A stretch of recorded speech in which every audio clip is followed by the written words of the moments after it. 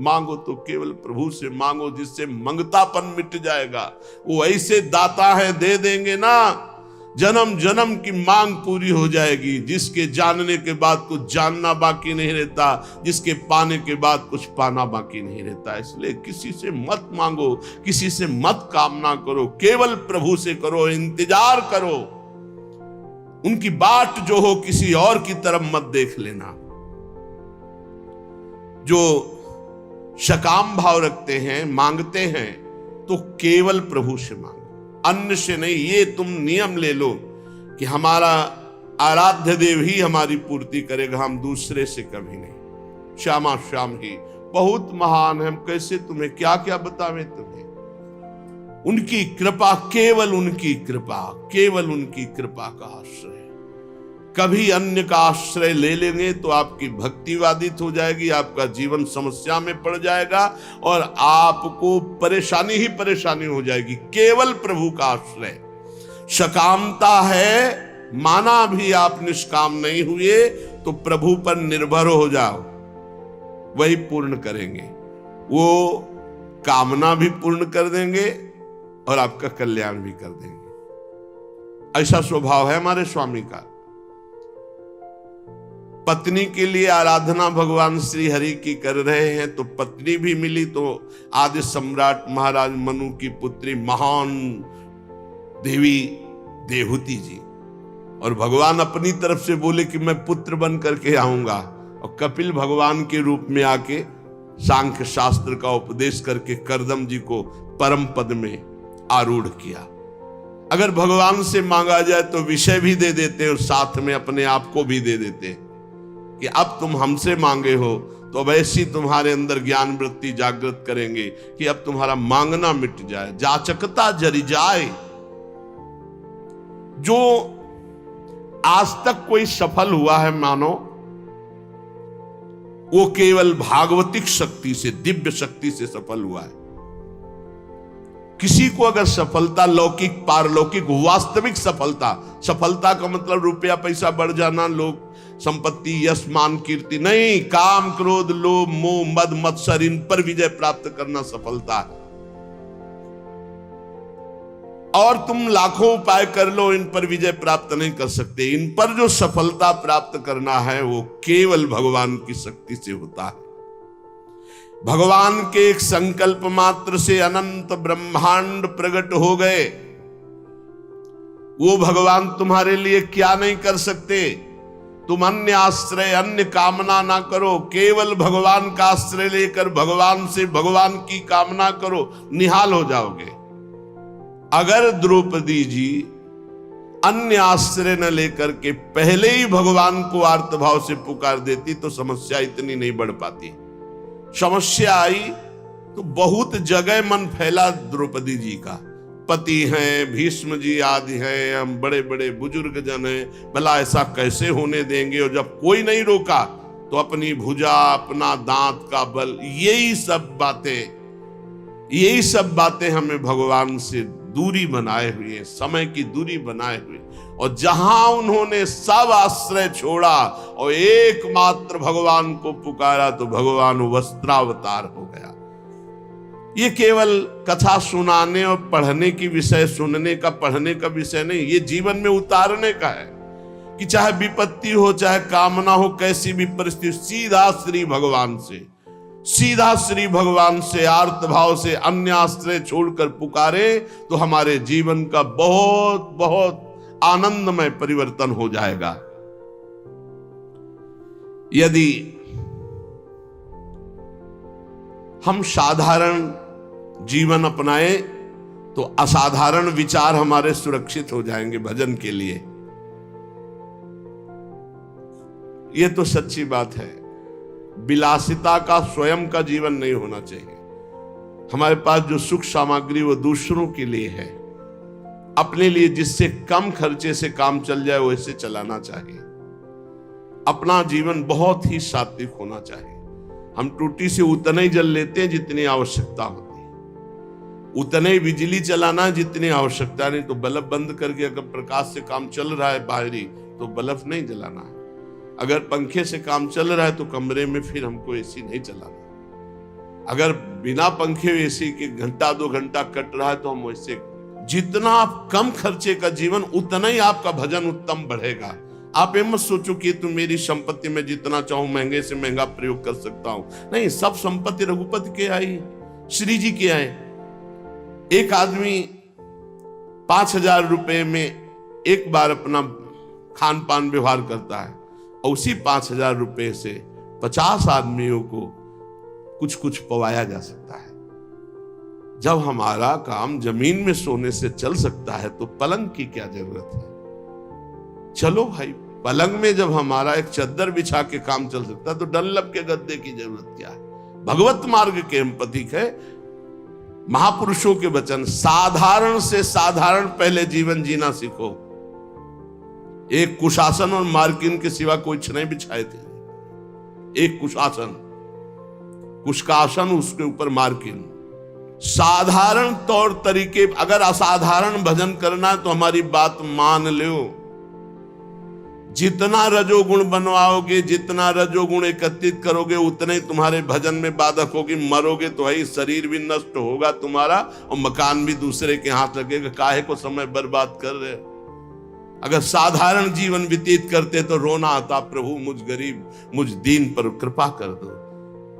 भगवान की प्राप्ति के लिए जबरदस्ती अपने राज्य को अपने पुत्र को दे करके महाराज मनु हरिताप गवन बन की ना, आप वृंदावन आए हो, बहुत दैन्यता से जियो, आपके पास अर्थ है। भूखे प्यासे ऐसे लोगों को पवाओ, दूसरों की सेवा में लगाओ, संत सेवा, भगवंत सेवा। श्री जी को सुंदर सुंदर पोशाक, श्री जी को भोग लगा के बांट देना, उत्तम भोग लगाए मोर मरकट को सेवे। अपने लिए बहुत साधारण, साधारण मार्किन, साधारण कपड़ा उड़ ले, साधारण से जीवन, तभी असाधारण भजन होगा। जितना आप अधिक खर्च करेंगे अपने शरीर के ऊपर, साधक बहुत ध्यान से सुने, चाहे गृहस्थ हो चाहे, आपका पैसा नहीं है, वो भगवान का है। आप उचित अपने ऊपर खर्चा करें, परिवार के सुख में लगावें, संसार के सुख में लगावें, गौ सेवा, संत सेवा, भगवत सेवा, अन्य अन्य में, अपने जीवन में बहुत कम खर्चा। आप अपने समय को अधिक से अधिक बचाकर भजन में लगाएं। यदि आपके पास बहुत अच्छी धन राशि आ चुकी है तो आपको अब ज्यादा जरूरत नहीं है, तो आप उसे लोक सेवा, भगवत सेवा में लगाते हुए हर समय भजन में लगिए। ज्यादा फैलाओ मत फैलाइए। सच्ची कहते, बहुत सावधानी की जरूरत, बहुत सावधानी। अरे चाहे आप जितना 3.5 हाथ का शरीर तुम्हारे हाथ से, उसको किसी एक कोने में पड़े रहना है। मार केवल बवाल रचे हो, अहंकार पुष्टता, मार रजोगुण की पुष्टता।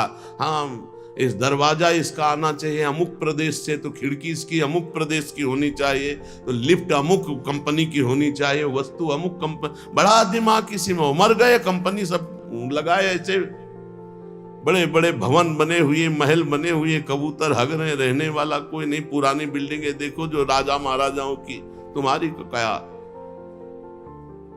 ये प्रमादी स्वभाव हटाइए। भजन के बहाने सुख भोगने की आदत छोड़िए तो परमात्मा प्राप्ति जल्दी हो जाए। डट करके सब झंझटों से निपट करके भजन करो। जीवन को प्रमाद से बचाकर प्रयत्न में स्थित करो। शब्द देख लो, शब्द ही है। प्रमाद से हटाओ और प्रयत्न में लगाओ। इतने माला भजन, इतना पाठ, इतना जाकर के राधा केल कुंज में करना, इतना एकांत में पाठ करना, ऐसे ऐसे अपनी दिनचर्या इतनी फिट कि उसको तोड़ना नहीं किसी भी स्थिति में। परमात्मा को भुला देने वाले सामग्री, विषयों, इन सबको हटा दो। अभी लगन नहीं लगी, इसलिए जहां तुम्हारा वास है वहां कोई भी ज्यादा भगवत विमुख करने वाली वस्तुएं अच्छी नहीं होनी चाहिए। बात ध्यान रख लो। जहां वास कर रहे हैं पूरे में राधा राधा राधा राधा राधा राधा राधा, गुरुदेव राधा वल्लभ, गुरुदेव राधा वल्लभ। जहां दृष्टि, उनकी पोशाक, उनकी माला, उनके बस एक आसन शयन के लिए, एक आसन बैठने के लिए, बस। आधुनिकता का जितना दर्शन होगा, रजोगुण बढ़ेगा, भजन हटेगा। मान लीजिए, बहुत सावधान रहिए। वृंदावन है, वृंदावन की थोड़ा तो रहनी रखो। राधा राधा राधा राधा, यार कभी ऐसा भी करो ना कि एक टाट बिछा के सो, हाथ की तकिया, रज के पात्र रखे हुए कमरे में, उसमें भोजन प्रसाद पाया, टाट बिछा हुआ है, हाथ की तकिया में सो गए, नहा लिया, अपनी दिनचर्या में कुछ खर्चा नहीं, एक छोटे से पंखे से काम चला दे। अगर आजकल इतनी बिल्डिंगें बन रही कि वायु बाहर की नहीं मिल, शरीर को जैसे रखो वैसे रहेगा। शरीर को जैसे रखो, वर्षों कभी बिजली नहीं रखी यही हित धाम में कटवा के, जैसे रखो। थोड़ी देर पसीना पसीना, जितनी नींद आनी आनी, उठ के बैठ गए, फिर मंत्र जो हम कोई सोने के लिए है। नींद को जितना ना आ जाए ना राधा राधा, आज नहीं आई तो कल आ जाएगी, कल नहीं तो परसों आ जाएगी। भजन तो हमारा हो रहा है। भगवान का आश्रय समस्त शक्तियों को जागृत कर देता है, भोगों का आश्रय समस्त शक्तियों को ढक देता है। इस बात को समझिए।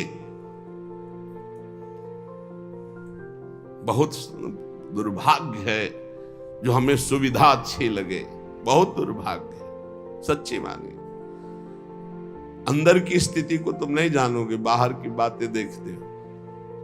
बड़ा दुर्भाग्य है जब सुविधा में भजन किया जाए, बड़ा सौभाग्य है जब असुविधा में भजन होता है। जो असुविधा में भजन किया महापुरुषों ने, वो सुविधा में, वो तो सुविधा भ्रम है, सुविधा भ्रम है। देखो, पूज्य श्री रघुनाथ दास गोस्वामी जी के पिता ने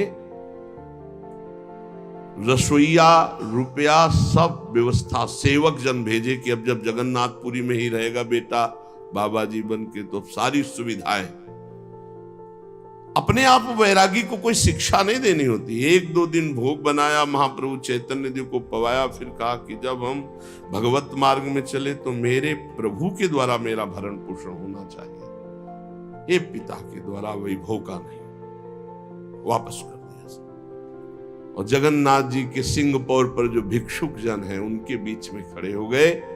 तो भिक्षुक जनों का तो अभ्यास था, दौड़ दौड़ के आगे लेते, वो गंभीरता से खड़े रहते। जब कोई उनकी तरफ देख कर दे देता तो वही पा लेते ने, रात दिन भजन करते। इस वृत्ति को भी ठीक नहीं समझा। फिर एक अन्य क्षेत्र से थोड़ा अन्य, इस वृत्ति को भी सुविधाजनक समझा। रात्रि में जो प्रसाद फेंक दिया जाता, गौएं भी नहीं पाती, वो उठाकर धोकर फिर पाते, रात दिन नाम जप। महाप्रभु चैतन्य देव जी को जब गोविंद जी के द्वारा पता लगा कि ऐसे रघुनाथ दास जी, तो चुपचाप रात्रि में गए और भोग लगा को पाना ही शुरू किया था कि ऐसे, और कहा इतना स्वादिष्ट अमृत जैसा भोग अकेले अकेले पाता है रघु, मुझको निमंत्रण नहीं दिया। अरे प्रभु आपके लायक नहीं, बोले यही तो अमृत है महाप्रभु। भगवान का आश्रय समस्त शक्तियों को जागृत करता है और भोगों का आश्रय इस समस्त शक्तियों को ढक करके पाप ताप संताप उत्पन्न करता है। जो भगवान का आश्रय ले लेता है, भगवान उसके सारे दोषों को अपना दोष मान लेते हैं, सारे उसके अपराधों को स्वयं मिटा देते हैं। भगवान के बल के समान कोई बल नहीं, इसलिए उपासक को अपना बल नहीं, भगवान का बल का भरोसा रहकर निर्भय हो जाना चाहिए। थोड़ी रहनी सुधार लो प्रभु, थोड़ी रहनी सुधार लो, थोड़ा साधारण जीवन जियो तो असाधारण भजन होने लगे। ये सब ठीक है। बाहर सच्ची कहते हैं, दुर्भाग्य समझो जो सुविधाजनक जीवन जीकर भजन करना चाहते हैं, जो साफ सुविधाओं को ठुकरा करके, साफ वैभव है लेकिन बहुत अकिंचन जीवन जीते हैं, बलिहारी उनके जीवन की। भगवान जितनी रचना रचे उसका प्रतिक्षण परिवर्तन हो रहा है और नाश की तरफ जा रही है। शरीर से लेकर जो भी आप देख रहे हो, गोचर जहां लघु मनुजाई, सबका परिवर्तन हो रहा है, सब नाश की तरफ जा रहा है। ये क्षण ध्वंसी है, किसी भी क्षण में नष्ट हो सकता है। जो तुम देख रहे हो सब, यहां का मिलना संतोषजनक नहीं है। यहां व्यक्ति मिल जाना, वस्तु मिल जाना, स्थान मिल जाना, या कोई संतोषजनक नहीं, क्षणिक है, दुखद है। श्री भगवान पर विश्वास करके सर्व प्रकार से उनके ऊपर निर्भर होकर जो भजन करता है वो मंगल को प्राप्त होता है। क्षणभंगुर शरीर का क्या पता कब नाश हो जाए। भगवान की इच्छा से जो कुछ है उसी में संतुष्ट रहो। जो तुम्हारे पास है वो दूसरों की धरोहर है, तुम्हारी नहीं है। तुम कम से कम खर्चे में जीवन व्यतीत करो। इस नाट्यशाला में, जगत नाट्यशाला में भगवान के खेल को, सृजन पालन संहार, 3 खेल के रहस्य को जान करके खूब नाम जप करो। पता नहीं कल किसका आए कि ना आए। भगवान बहुत समीप हैं हमारे, उनसे अधिक समीप अन्य कोई भी नहीं है। उनका जितना चिंतन करोगे, उन्हें जितना अपने समीप देखोगे, उतना ही तुम परम सुखी होने लगोगे और भगवान तुम्हें दिखाई देने लगेंगे कि नजदीक है।